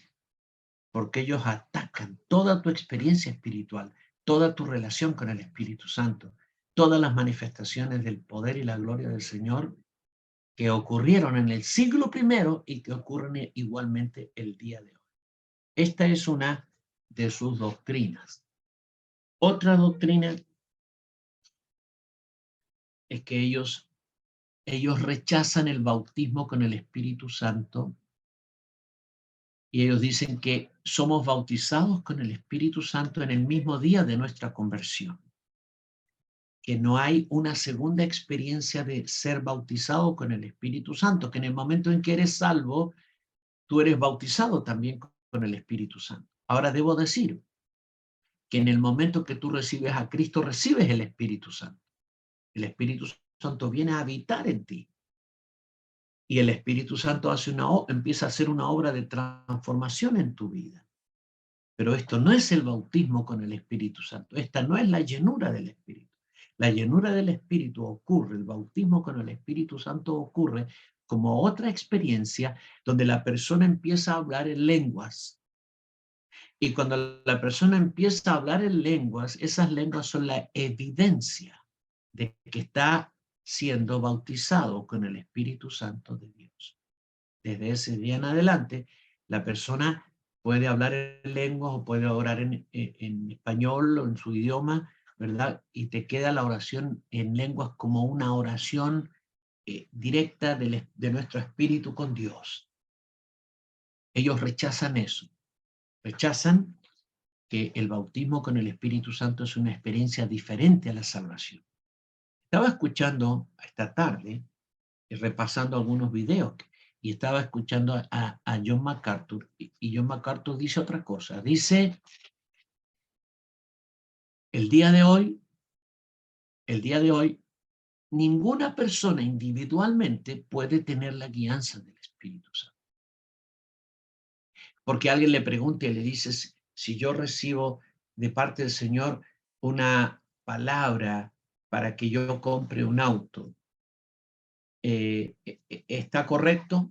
Y él hace todo un planteamiento de que Dios no habla el día de hoy a individuos, que Dios no habla hoy día a cada uno de nosotros, y que tampoco habla, sino que te dejó la escritura, y a través de la escritura, Él te da un discernimiento, que tú puedes decir, en lugar de decir que Dios te habló, tú puedes decir, me parece que yo debo hacer esto, me parece que yo debo comprar este auto, es una buena oportunidad y la voy a tomar eh, confiando que es la decisión más correcta. Él está diciendo eso. Y entonces dice, nadie hoy día recibe de manera individual una palabra de Dios. Eso no existe el día de hoy. En el tiempo de los apóstoles sí, pero el día de hoy no. Y las palabras que Dios te da y los remas que te da y te ha dado, la guianza que el Señor prometió y dijo, el Espíritu Santo les guiará a toda la verdad. ¿Entiendes que esta es enseñanza de la gente reformada que dice que Dios no te puede guiar el día de hoy de manera directa y personal? Ataca todo lo que tú crees, todo lo que tú vives, todo lo que el Señor hace contigo día tras día, ellos lo atacan. Muy bien, ellos no creen que hoy día existan apóstoles ni profetas. Ellos dicen que el día de hoy solo existen pastores, evangelistas y maestros. No más que eso, que no hay profetas y que no hay apóstoles. Que los apóstoles, todos los apóstoles existieron en el siglo I y del siglo I para adelante no hay más apóstoles ni hay profetas. Que esos también cesaron, que estos dos ministerios también cesaron. Ya no hacen falta, ya no hay más de eso. Entonces, cuando ellos aseveran estas cosas, ellos se salen de la Biblia, se salen de la Escritura, porque tú tienes que salirte de la Escritura para asegurar y para enseñar que hoy no hay más milagros, ni más sobrenaturalidad, ni más guianza del Espíritu, ni ministerios como el ministerio apostólico, el ministerio profético, que están claramente enseñados en la palabra del Señor. Para aseverar eso, tú tienes que salirte de la Escritura, de la palabra de Dios. Pero ellos se salen, y se salen en un montón de doctrinas que ellos creen, que vamos a ver después, cuando hablemos más profundamente de las doctrinas de estos hermanos y por qué son tan peligrosas, ¿no? Muy bien.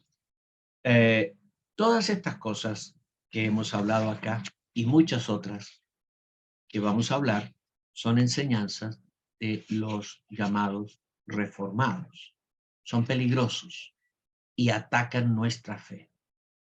Y mencionan en muchos de sus mensajes, en muchos, pero no en algunos, en muchos de sus mensajes toman enseñanza y atacan nuestra fe. Entonces, están conquistando gente de nuestras congregaciones y principalmente jóvenes. Principalmente jóvenes. O gente que busca más profundidad en el conocimiento.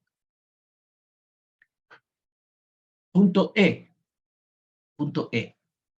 El efecto de estos ataques en nuestros hermanos. Punto E. El efecto de estos ataques en nuestros hermanos. Número 1, confusiones doctrinales. ¿Qué efecto tienen estos ataques y estas enseñanzas cuando nuestra gente escucha estas cosas? Número 1, confusiones doctrinales. Tenemos hermanos confundidos porque están comiendo este tipo de alimento. Tú sabes que un alimento te puede hacer bien o te puede indigestar, ¿verdad? Y hay hermanos que están sufriendo indigestión espiritual, indigestión doctrinal, por comer esto.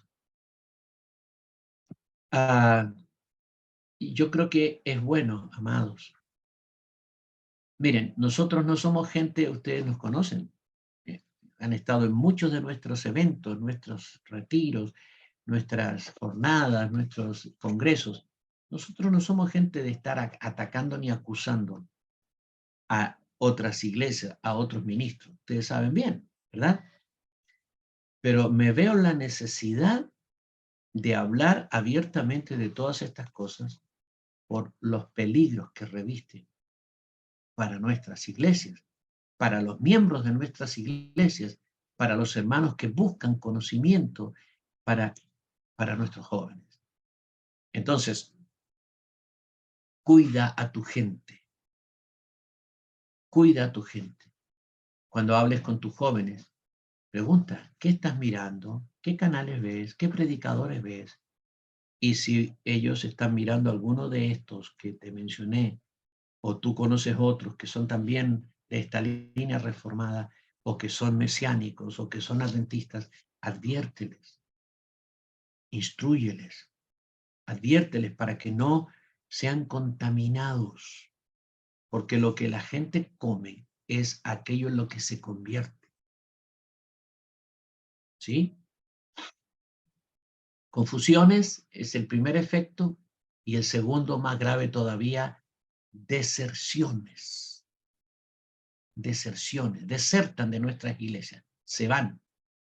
No solamente se confunden, sino que también se van de nuestras iglesias. Deserción de nuestras iglesias. Estos son los efectos más graves. Confusiones y deserción. Y a veces, antes de irse, o mientras se van, estas personas le hablan a otros hermanos de la iglesia y también los confunden. ¿Me entiendes? Entonces es peligroso, es muy peligroso. Punto F, y el último punto que vamos a hablar hoy día. Punto F, la necesidad de preparación bíblica y doctrinal. Punto F, la necesidad de preparación bíblica y doctrinal. En este punto F,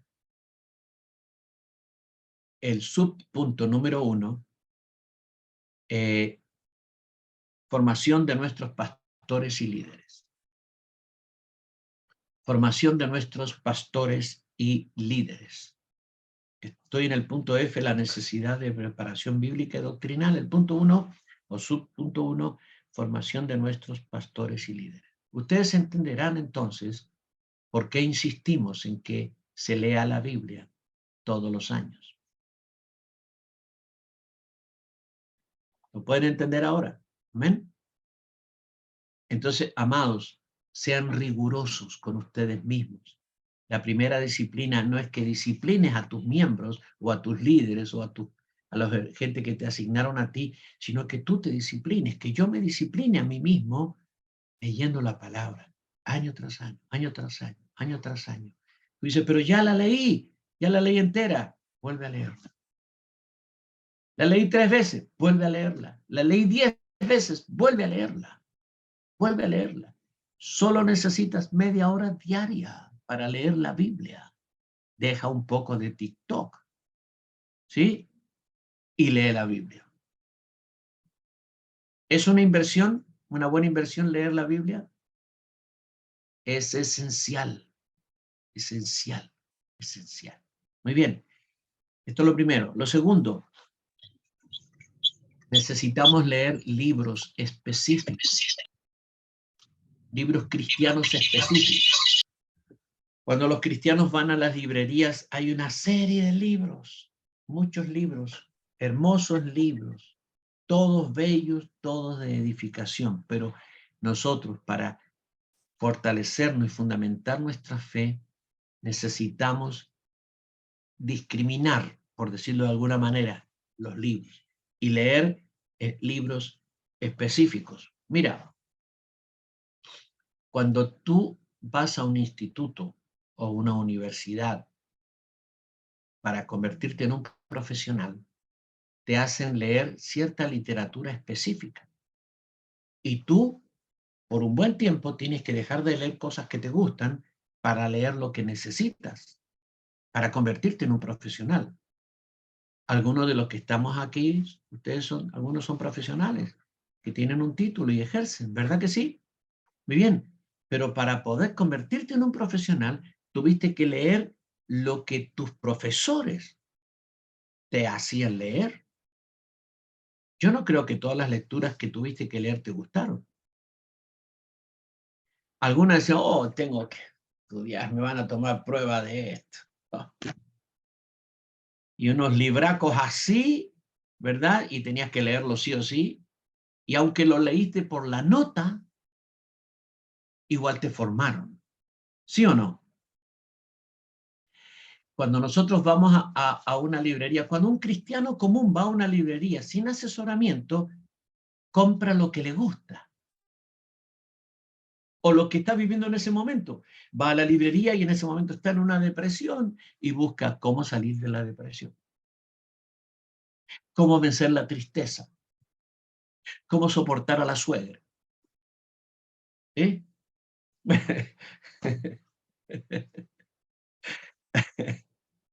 Y no morir en el intento. ¿No es cierto?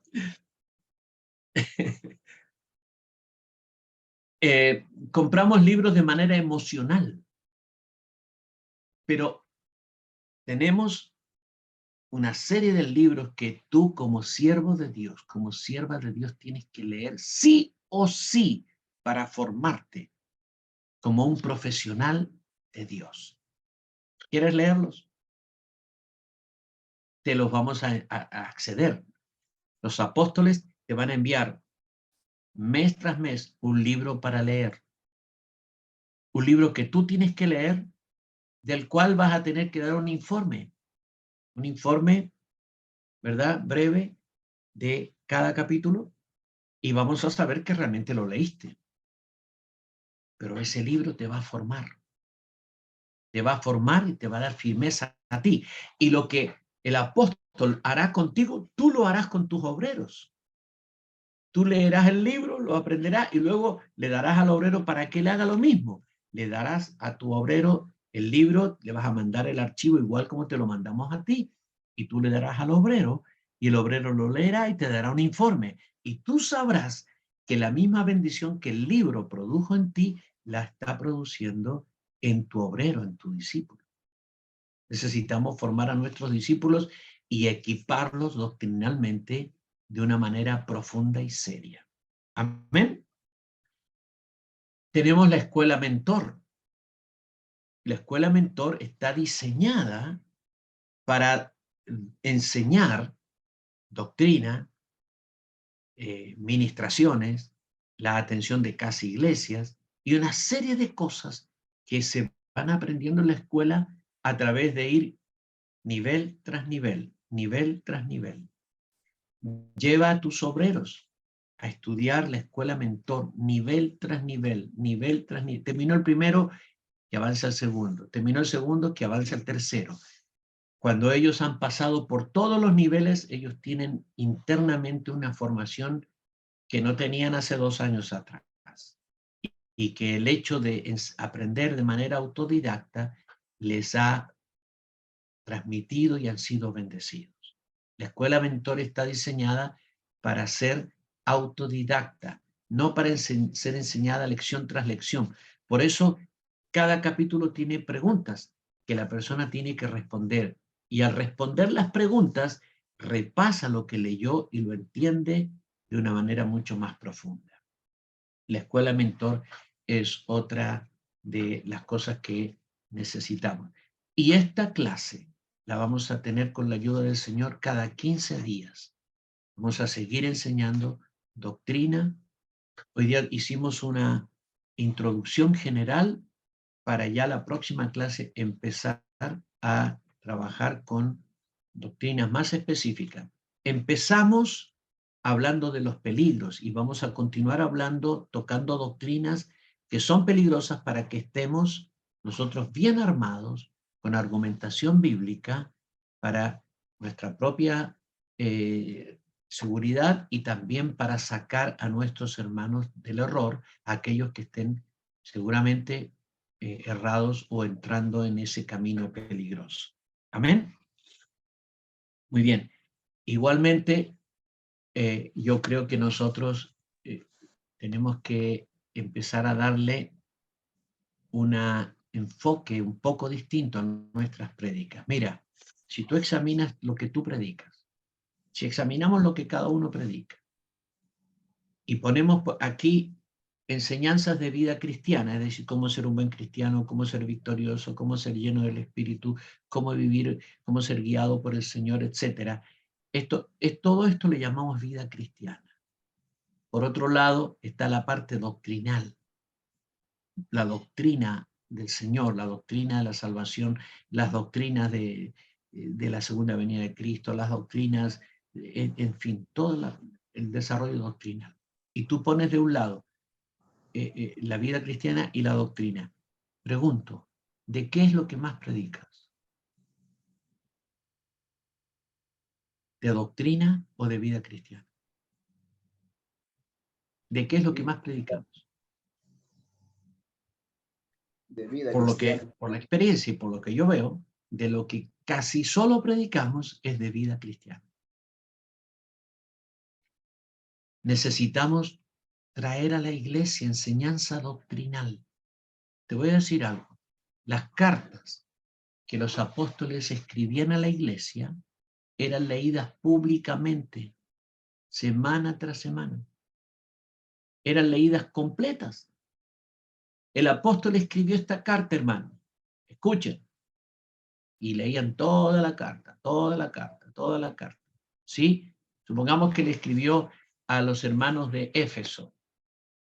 ¿Has leído la carta a los Efesios? Bien, nos parece difícil de entender, pero esa carta era leída a los cristianos. Y en la iglesia había hermanos nuevos, hermanos más antiguos, hermanos que tenían un gran desarrollo, hermanos más maduros, pero la carta era leída a todos. Y el que leía iba poniéndole el sentido, explicando un poco, pero seguía leyendo. La idea era leer toda la carta completa en las reuniones. Entonces, por un lado, era leída la carta y por otro lado era explicada la doctrina. Las cartas de los apóstoles son eminentemente doctrinales. Entonces, tenemos que regresar a lo que hacía la iglesia primitiva, a enseñar la palabra de Dios y a enseñar la doctrina y aplicarla a la vida cristiana. Aplicarla a la vida cristiana. Con aplicaciones, obviamente. No digo que no tenemos que enseñar temas de la vida cotidiana. Tenemos que hacerlo también. Pero siempre enseña doctrina y aplica a la vida cristiana. Enseña la palabra en la mayor profundidad posible. Y tu iglesia y tus discípulos van a ser bendecidos. Amén. Amadísimos, se nos cumplió el tiempo. Agradezco la asistencia de ustedes y creo que estas clases van a ser de mucha bendición y edificación. Esto ha quedado grabado, yo creo que es bueno repasarlo y nuestros apóstoles escriban, ellos les van a transferir a ustedes la grabación para que ustedes la vuelvan a escuchar, y así va a ser con las siguientes clases. Con la ayuda del Señor, de aquí a 15 días nos vamos a juntar nuevamente en el nombre del Señor Jesucristo. Amén. Vamos a orar. Padre, te agradecemos esta noche, este tiempo especial que nos has dado para estar juntos, para compartir la enseñanza que hoy día nos diste, para entender que hay peligros espirituales que están acechando a nuestras iglesias, que están encima de nosotros por causa de las redes sociales, porque todo hoy día está globalizado, masificado, y hay acceso a toda clase de conocimientos correctos e incorrectos. Nuestro pueblo tiene hoy día la tecnología para poder acceder a los sitios donde se está enseñando la verdad correctamente, como a los sitios donde está enseñándose de manera desvirtuada, de manera errónea y aún herética.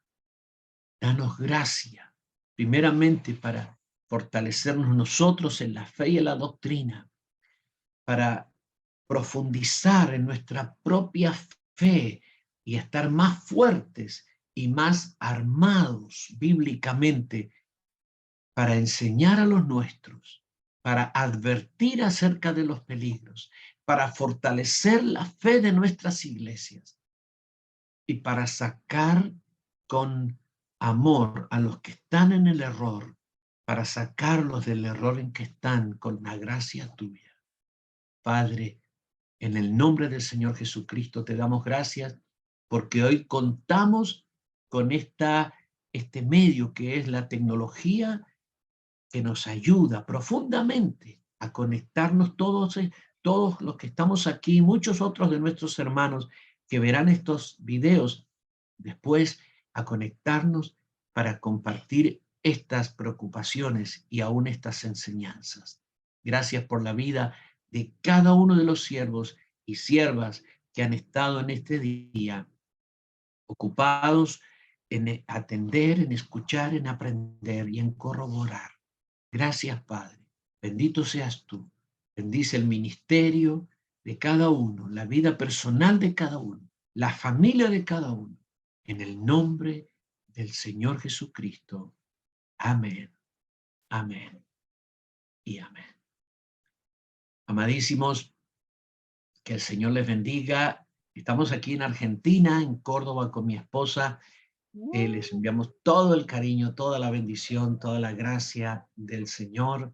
Reciban un abrazo, les amamos con todo nuestro corazón. El Señor les bendiga grande, grande, grandemente. Amén. A todos ustedes, nuestro amor y nuestro corazón para ustedes sean grandemente bendecidos. Amén. Muchas bendiciones para todos. Amén. Amén.